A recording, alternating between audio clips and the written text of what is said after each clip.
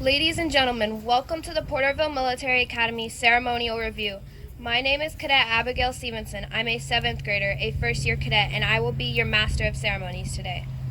During today's ceremony, we will hear from our guest speaker, Lieutenant Colonel Mike Smith, award the Principal's Citation Ribbon.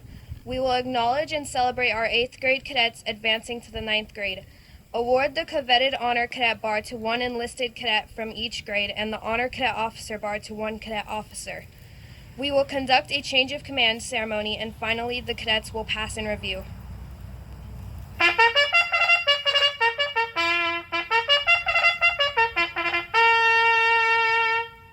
The bugle call you just heard was first call. It is used as a warning that personnel should prepare to assemble in formation. The bugle was first used as a signal instrument in the American Army during the Revolutionary War. The bugle was essential to all military communication until its displacement by electronics. The primary bugler was assigned to the headquarters staff and kept close to the commander at the front. Today, the sound of the bugle is heard across Army forts from early morning to late at night. Today at PMA, bugle calls signal the beginning of the day, chow time, and completion of the school day.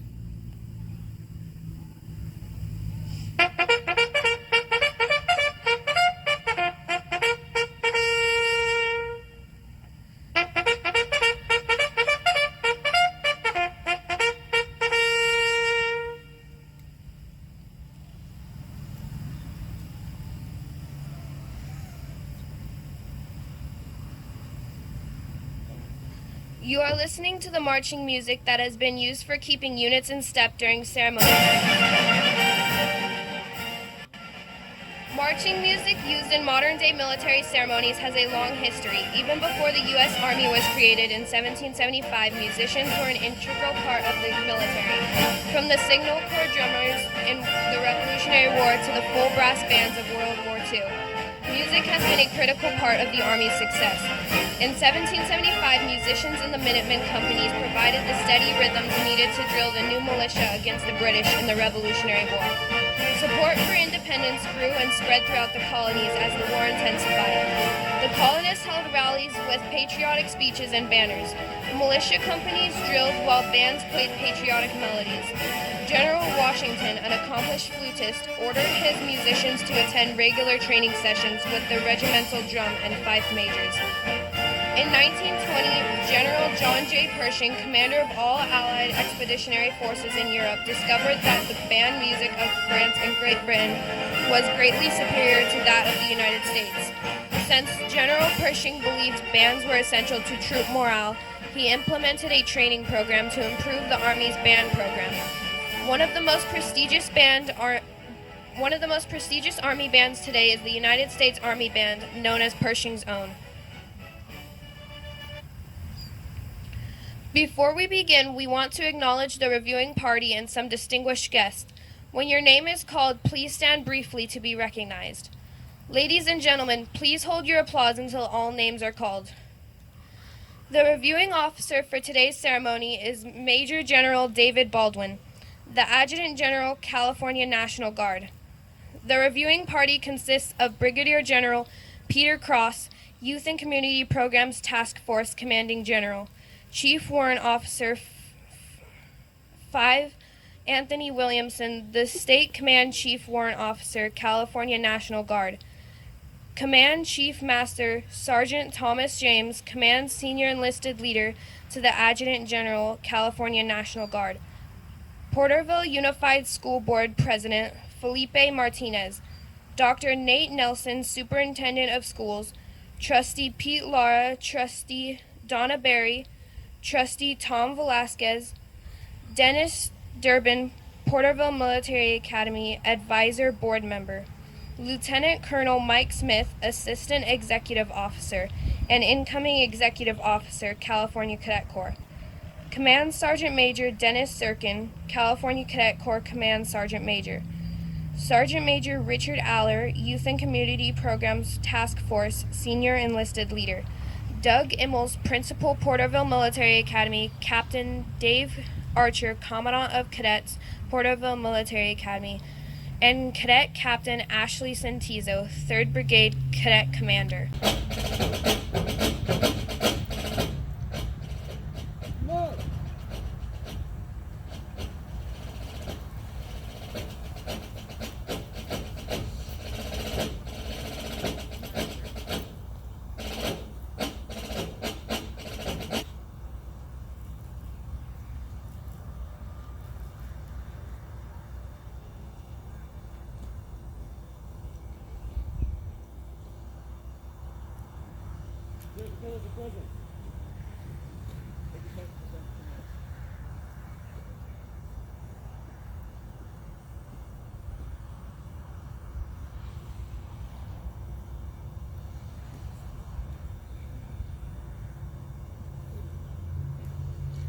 Ladies and gentlemen, please stand while the colors are posted and remain standing during the national anthem.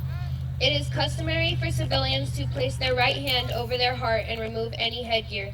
It is considered appropriate for veterans to render the hand salute, even if not in uniform.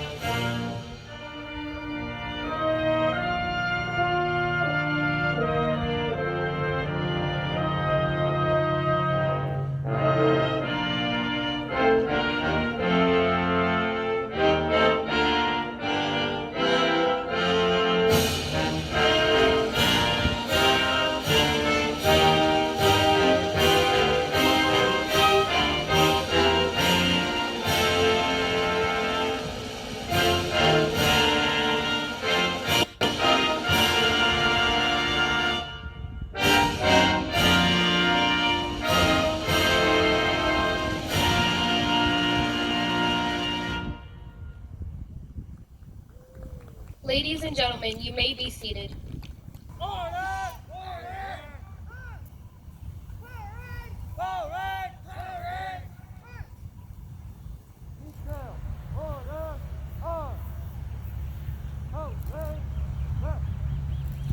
I'd like to invite Captain Archer to the podium to introduce today's guest speaker. Distinguished guests, families, and friends, thank you for attending this morning and for your continued support of all things PMA. There are people in this crowd wondering right now if this speech will be as long as my emails.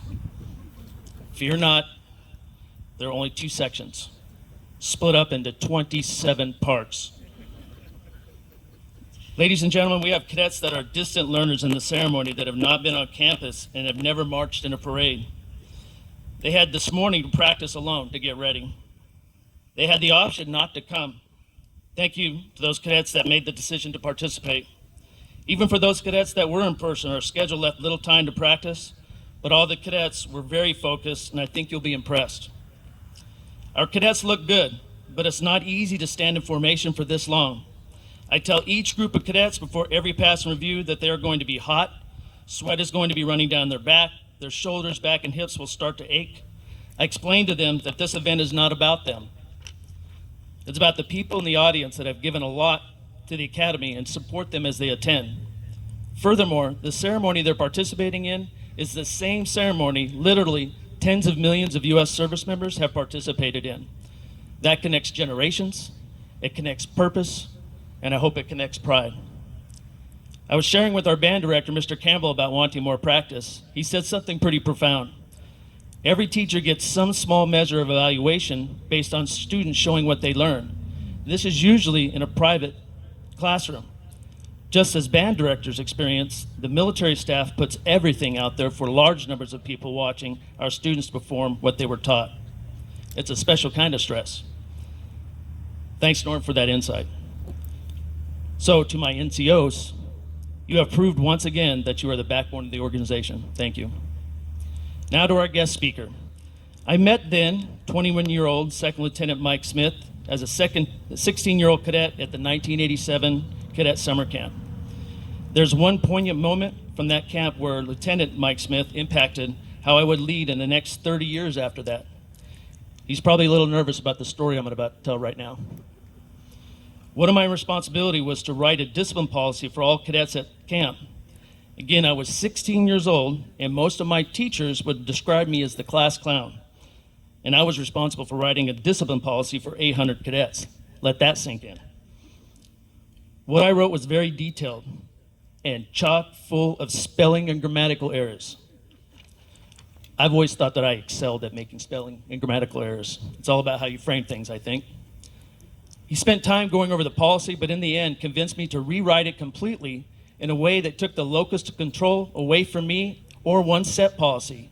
He recommended that I give boundaries so that it wasn't excessive, but that I should truly trust those that were in charge and know that they had the best understanding of how to influence cadets to do what was expected of them.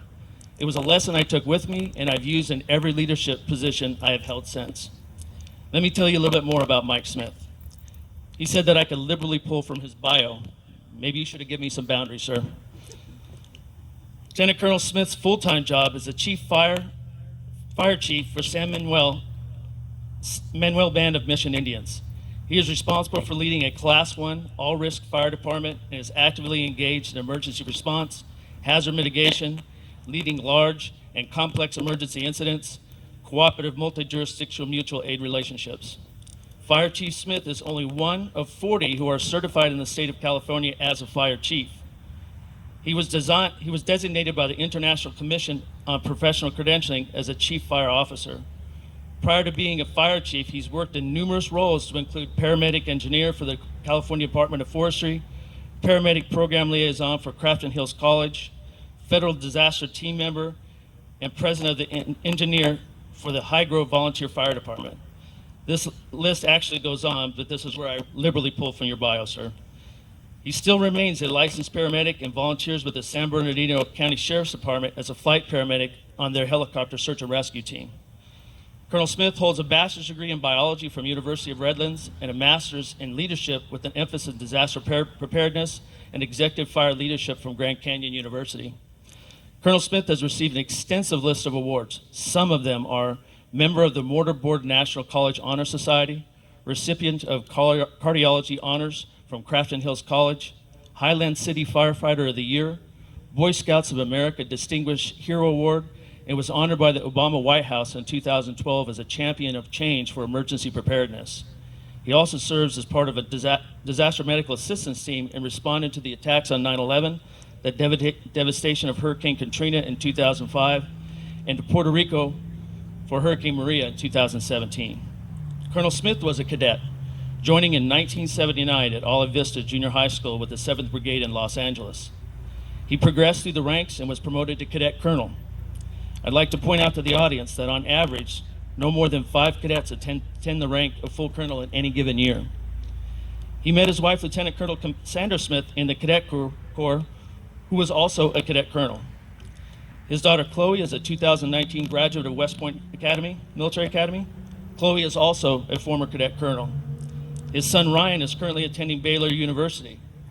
And I wonder if it would surprise anyone if his son was also a former cadet colonel. Truly the coolest part of the entire family being former cadet colonels is Colonel Smith passed down his double diamond insignia to his wife then daughter, then son. So I told my son about this, who's a former infantryman.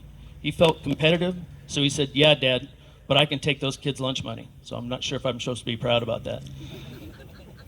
Colonel Smith has held many positions within the California Cadet Corps, with his current billet as the Assistant Executive Officer and the Chief of Staff of the Cadet Corps, if you will. And this June, he will assume the duties of Executive Officer of the California Cadet Corps, replacing Colonel Grace Edinburgh after her 6-year stint in the position. One last interesting personal fact about Colonel Smith: he is a recipient of the Cadet Medal, which is the cadet equivalent to the Congressional Medal of Honor. It's giving for saving life or property. In my affiliation with the Cadet Corps since 1983, I personally know 4 cadets that have received it, and Mike Smith is one of them. Please give a warm welcome to Colonel Mike Smith. Thank you, Captain Archer. I think I should have given you some more boundaries on cutting down more from my bio. The introduction may be as long as my remarks, since you gave me 5 minutes here to keep them from standing in formation for too long. Good morning. Thanks again for inviting me. Good morning to General Baldwin, General Cross, President of the School Board, Mr. Martinez, Superintendent Dr. Nelson, all the other distinguished and guests, and the parents. But most importantly, I want to address my remarks to the PMA cadets. It's my pleasure to speak to you this morning and share just a few remarks. As mentioned, I'm Lieutenant Colonel Michael Smith. I'm currently serving as the Assistant Executive Officer of the California Cadet Corps, and as Captain Archer mentioned, also a former cadet. Perhaps like many of you, I joined the Cadet Corps young, at just 12 years old in junior high school, not intending to be a great leader necessarily, but because I was new to the area. I had a few friends that had signed up. I didn't like regular PE class, and I liked the idea of wearing a uniform. Little did I know that decision would become the cornerstone of my professional life. I was a cadet for 6 years and rose to become a cadet colonel and commander of the 7th Brigade. Now fast forward to today in 2021. In addition to my role as the Assistant Executive Officer of the Cadet Corps, I serve as a fire chief for the San Manuel Fire Department in Southern California. It's a 55-person department and I have responsibility for a budget of over $17 million. At the time of my appointment in 2002, I was the youngest professional fire chief in California. From the time I joined the fire service, it wasn't my career goal to become a fire chief. My story wasn't one where I knew what I wanted and had success at going after it. Instead, I found ways to be involved and opportunities opened for me. Why did that happen? Why did opportunities open for me? Was I the best firefighter? Was I the best paramedic? Was I the smartest? Was I the most educated? Did I come from the right schools? None of those are true. Absolutely none of those. The reason that opportunities opened for me is I was prepared to take advantage of opportunities by my education and my time in the Cadet Corps. Now let's pivot to some leadership skills learned in the Cadet Corps. Do you think that I was a natural born leader? Use air quotes, natural born leader? No, when I started Cadet Corps, I was shy, lacked self-confidence, and would never have thought of myself as a leader. For me, leadership was a learned skill. Cadet Corps gave me the laboratory to develop leadership skills no one else had when I entered the workplace. Some key lessons I learned along the way: there's a difference between leadership and giving commands. Commands are the easy part. Barking orders is only a very small part of what a leader does. Good leaders know that a request, a suggestion, or positive feedback are often the most powerful tools in their toolbox to influence those who they seek to lead. A leader pays attention to the morale of his or her subordinates and seeks to motivate and inspire them to achieve. Each leader has a unique leadership style. You, all of you PMA cadets standing in formation right now, just have to find your own. And you find that by practicing, by exercising leadership. The world, our nation, our community is hungry for leaders. Learn to lead, work on the craft of leadership, and doors will open for you just as they did for me. Anyone can follow instructions, but leaders are rare and valuable. Some small 6 pieces of advice from an old cadet to new leaders. First, the only mistake that is unacceptable is failing to make decisions. Make decisions. Take risks. It is those things that you will learn from. And remember, 30 years from now, trust me, I was a cadet 30 years ago. 2, From squad leaders out there to brigade commanders, take your job seriously, but don't take yourself too seriously. It is important to work hard, but it is also important to enjoy what you do and allow those who work for you to do the same.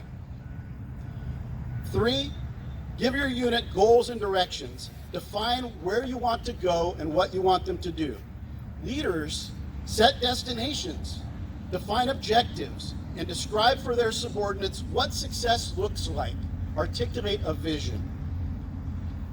4, some of the best ideas on how to make things happen will come from those below you in the organization. That's okay. Just don't forget to recognize them. A good mantra for a leader is to pass credit to his team when things go well and to accept responsibility when they don't. 5, if you make your cadets work hard, create an environment where they still enjoy themselves and give them a direction to work towards, then you are a good leader and will become a successful and effective commander. 6, failure is sometimes a very valuable part of your process in growing as a leader. Don't let failure defeat you, but rather learn from it and adapt. The recipe is clear. Being a successful leader requires courage, competency, effort and tenacity, ethical conduct, and good manners. Like tact and bearing, you may have heard some of those words I just said in the leadership traits that you've studied. There is no magic in success, and I certainly don't believe in natural-born leaders. Leaders are not born, leaders are forged here. Thank you. And personal well-being. In addition, these cadets demonstrated good character, personal growth, and served as outstanding representatives of the Porterville Military Academy. Mr. Immels, would you come forward to present the awards?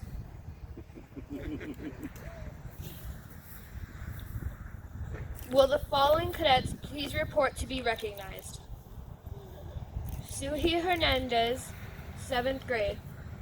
Connor Lanning, 8th grade. Samantha Navarro, 9th grade. Javier Ramos, 10th grade. And Elijah Mock, 11th grade. Helping distribute the awards is Miss Audrey Asuncion. Audrey was accepted to PMA and will attend along with her sister, Cadet Corporal Lexi Asuncion, next school year.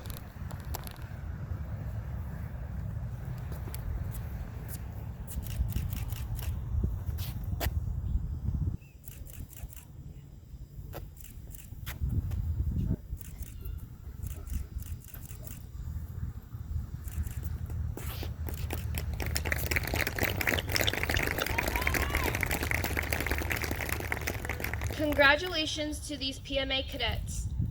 Porterville Military Academy is an applied leadership academy whose mission is to create 21st century agents of change. Well, we did it. It seems like just yesterday we were 7th graders. The next chapter of our lives lies ahead of us. And looking back on the years that we've had, here I would say that we are prepared for anything that gets thrown at us during our next 4 years in high school. By no means was middle school easy though. In 7th grade, we were put into a new and foreign environment. Throughout middle school, we took chances and experienced change.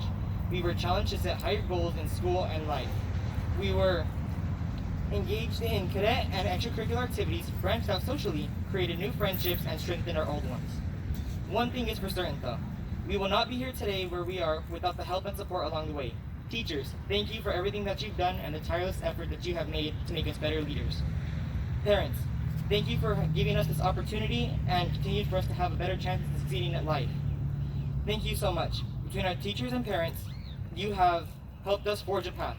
You'll work hard to ensure we stay on a path that we will realize our dreams. We will continue to honor the commitment and hard work of our parents and teachers. The next 4 years will help define who we are. PMA creates an environment that allows us to seek out answers and try new things. We are grateful for everyone that has helped to realize the dream of Porterville having a military academy. We will never forget what was done for us here and will pay it forward when the opportunity arises. To my fellow 8th graders, no matter what the future holds, we will all have these shared experiences at PMA and in the Cadet Corps. It's now time for us to train the next batch of cadets. I am confident that we will take what our mentors have given us and ensure that the next generation of cadets receives the same foundation. Leaders forged here. Contreras Flores, Pedro Corona, Caitlin Cruz Jimenez, Mandy Duran, Mary Jane Duran, Micah Escalera, Jamie Fernandez Ayon, Jesus Garcia. The honor cadet for the 8th grade class is Cadet Sergeant Adriana Beza.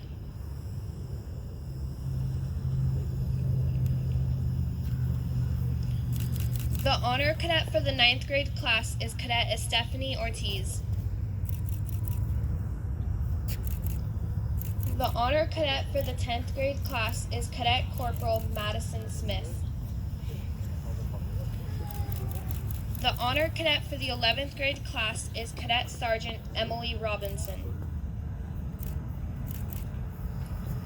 And the honor cadet officer for the 2020-2021 school year is Cadet 2nd Lieutenant Roberto Lozano.